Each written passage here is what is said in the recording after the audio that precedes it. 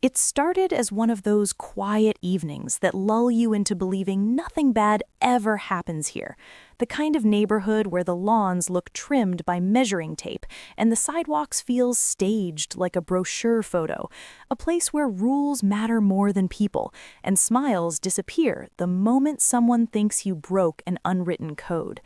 I remember standing on my porch, watching the sky turn orange, thinking it was just another calm night, until a low rumble broke the silence. Not thunder, not traffic, but something heavier, something wrong.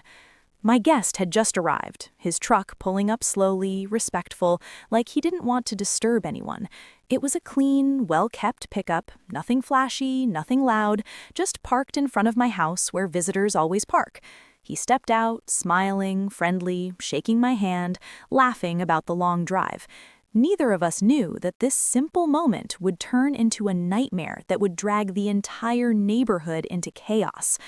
Less than 5 minutes later, I felt eyes on us. You know that feeling when the air changes, when peace turns sharp?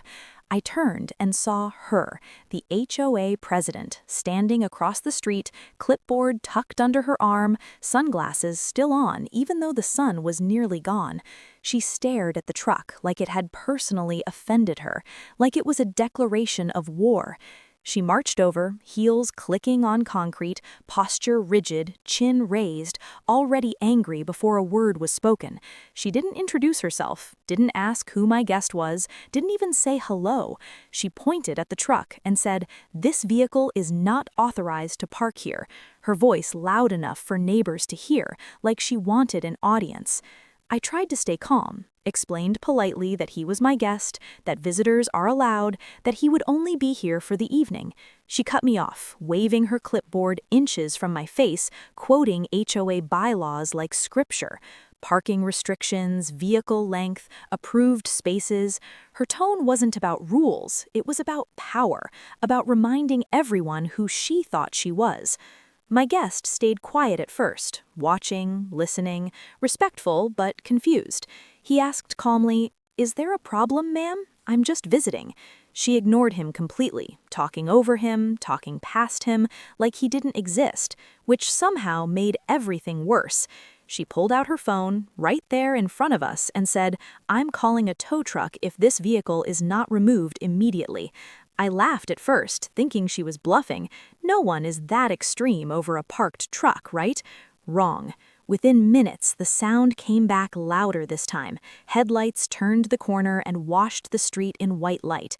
Neighbors' doors opened, curtains moved, phones came out. The tow truck rolled in like an executioner arriving early. My heart started pounding. I stepped forward saying, "This is ridiculous. You can't do this." She smiled, actually smiled, and said, "Watch me." The tow driver got out, professional, quiet, doing his job.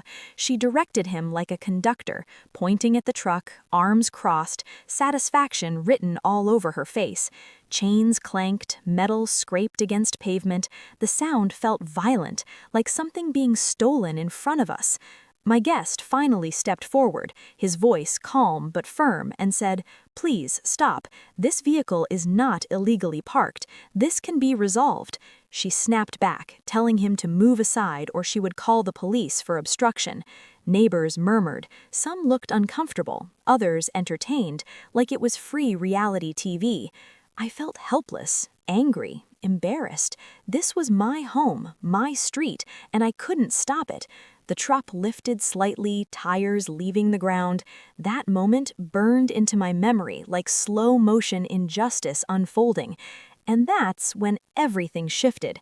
My guest took a slow breath, reached into his jacket, and said quietly, "Before you continue, there's something you should know."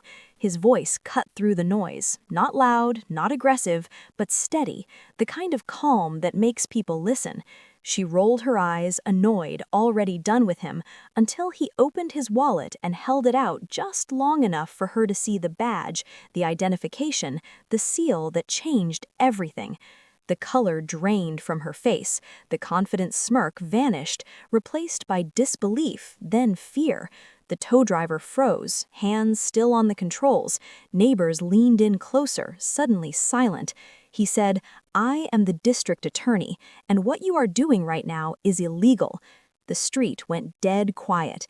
That was the moment the power shifted, the moment arrogance met consequence, the moment a simple visit turned into a reckoning, and that was only the beginning. The silence after those words felt heavier than the tow truck itself, like the whole street stopped breathing. The HOA president stood frozen, her mouth slightly open, eyes darting between the badge and the truck, like her brain was scrambling to rewrite reality. Neighbors who had been enjoying the spectacle suddenly looked nervous, phones slowly lowered. A few people stepped back as if distance could erase their involvement. The tow driver cleared his throat, took his hands off the controls, and asked quietly, "Ma'am, do you still want me to proceed?" His voice carried uncertainty now, the confidence gone, replaced by self-preservation. She snapped back, "Yes, no, wait, this is a misunderstanding." Her words tripping over each other, clipboard lowering just a little, the authority she wore like armor cracking in real time. The district attorney stayed calm, almost gentle.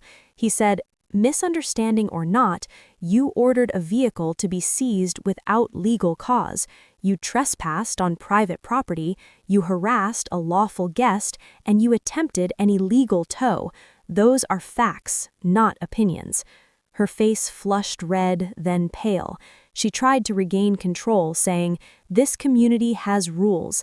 I am enforcing them for the good of everyone here." Her voice shaking now, the performance unraveling. He nodded slowly and replied, "Rules do not override the law, and personal power does not replace due process."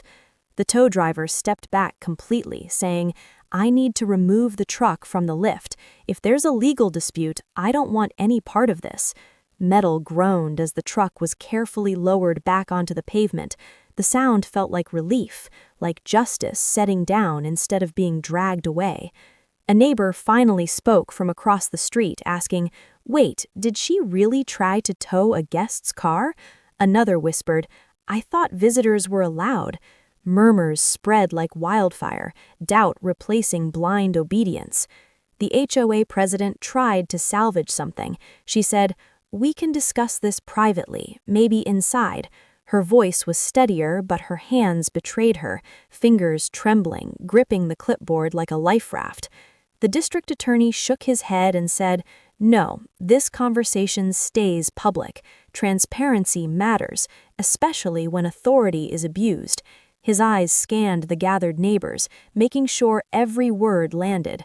He explained calmly how HOA powers work, where they end and where the law begins, how intimidation, harassment, and misuse of services carry consequences. He wasn't threatening, he didn't need to. The truth itself was enough. Someone clapped once, hesitantly, then stopped. Another neighbor nodded slowly, realization settling in. This wasn't just about a truck. This was about years of unchecked behavior finally facing daylight. She tried one last time, saying, "We can resolve this internally, maybe a warning, maybe a fine reversed, anything but legal action." He replied, "You already chose escalation when you called the tow truck. Now accountability follows." Police arrived, not with sirens, but with quiet efficiency.